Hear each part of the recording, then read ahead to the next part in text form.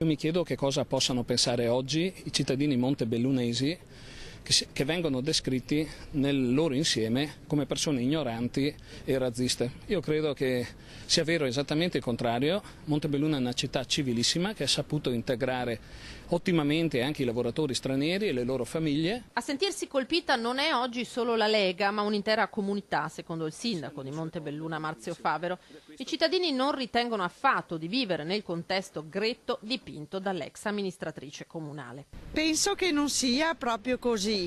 Oddio, siamo un po' stanchi di tutta questa gente che arriva e va e viene, però Montebelluna non mi sembra proprio razzista così. Anzi, direi che si vive bene qui, tranquillo, gente che lavora. Siamo qua di 17 anni, noi siamo contenti.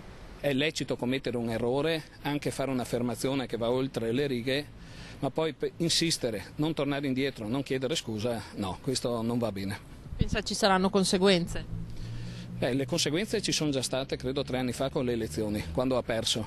Avrebbe dovuto interrogarsi sulle ragioni di una sconfitta memorabile. Il livello del dibattito politico in questo modo viene veramente a precipitare e quindi sarebbe opportuno magari evitare di offendere i leghisti, come noi leghisti, noi del gruppo consigliare non ci permettiamo di offendere nessuno, più che fastidio, arrabbiatura, crea una sorta di dispiacere. Tanto più sottolinea Bordin che la riforma della legittima difesa non autorizza affatto il Far West, si dissocia dal post e lo stigmatizza l'ex sindaco Laura Puppato, che ha lavorato fianco a fianco in amministrazione con Tiziana Favero. Sottolinea che non è un'iscritta al Partito Democratico e si augura che comprenda di aver esagerato. Scrivere un post in tutto e per tutto assimilabile ai peggiori fascisti solo dalla parte opposta credo che non convenga assolutamente al centro-sinistra, e quindi se lei voleva fare opera di persuasione credo abbia fallito.